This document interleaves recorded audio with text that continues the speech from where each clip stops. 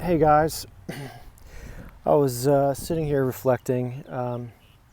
This is a little getaway spot. It's a beautiful day, by the way. It's not a chemtrail in the sky. And I'm sitting here drinking a nice cup of coffee and just having a devotion. I was thinking about Romans 8:28, something that came up today I wanted to share with you guys. So the verse, we all should know it. And we know that all things work together for good for those who are called according to His purposes. I think it's probably not word for word. And we know that all things work together for good for those who love God, for those who are called according to His purpose. Man, a lot of people probably have this on their walls at home. You know, it's like a staple verse.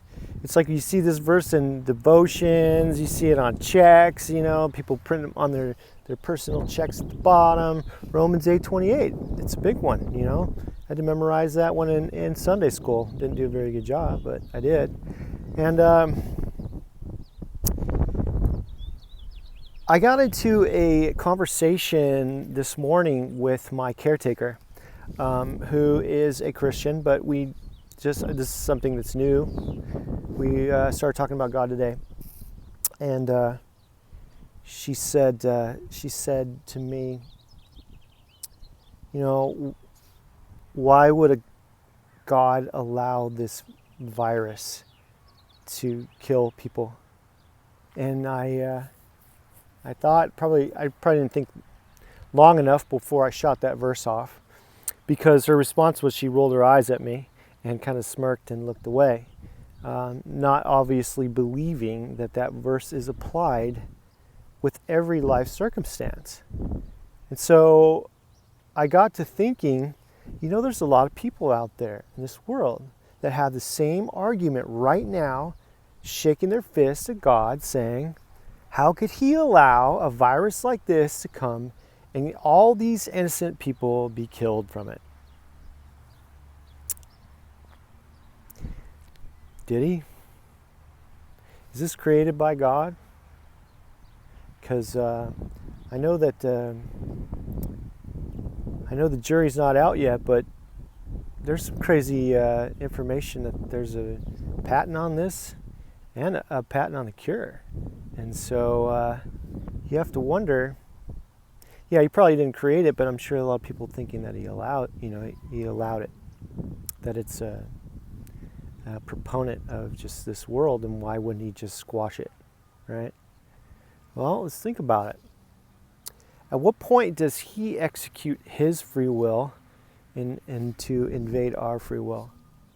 Where does true love continue to be the definition of God is love if He does that? Let's say that again. If He executes His free will and that invades our free will, does that not change the definition of unconditional love? I think it does.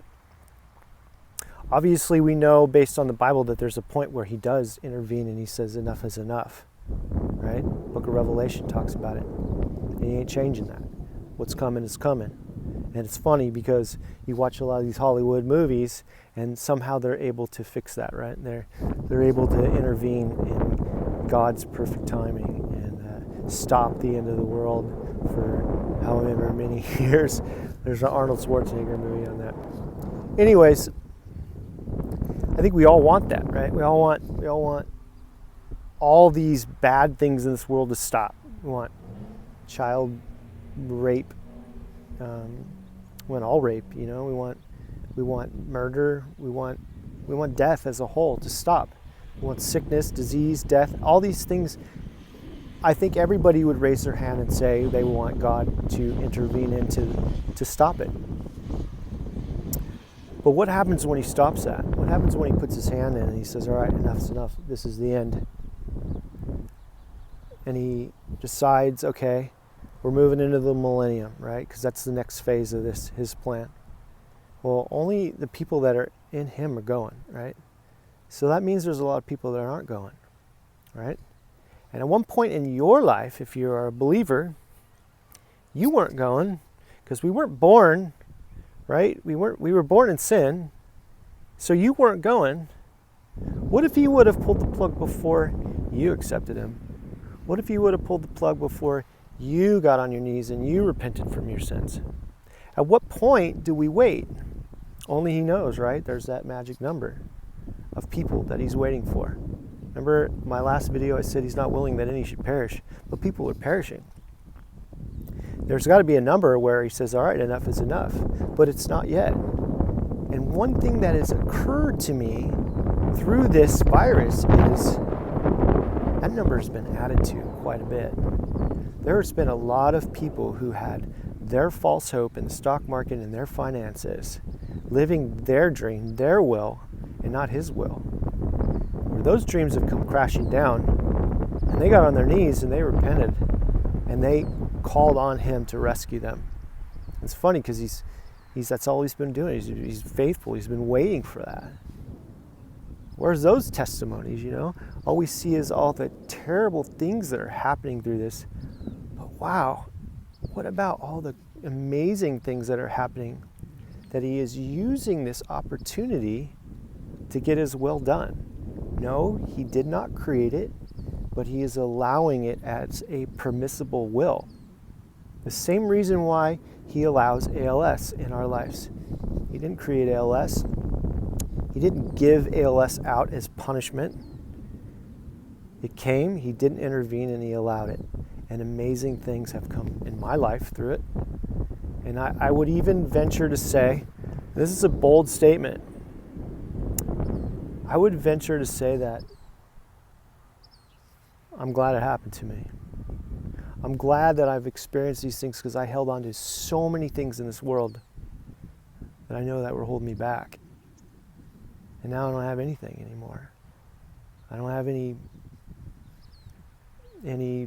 material items. It's all gone. It's pointless. It's purposeless in my life. And when you get away from all that, man, your head clears. All of a sudden, all these other things in life have more meaning to you. Family. You're not chasing after your own dreams. It's amazing how you wake up and you smell the roses. And I don't know that I would have woken up quite like I am now had I not experienced ALS. I don't know that I would have depended on God the way I do now had I not experienced ALS. I had said in my testimony, Hebrews 11:8, you know, without faith it's impossible to please him, right? That's what it says. Well, he's got to provide us opportunities to exercise that faith, right? To say that you trust him, that you know him, that you love him, those are words until they turn into actions. And those actions are what he's looking for. Those are the works that I talked about in the last video, for we are his workmanship, created for good works. Not works for ourselves, for him. Execute the ability to believe and trust in him.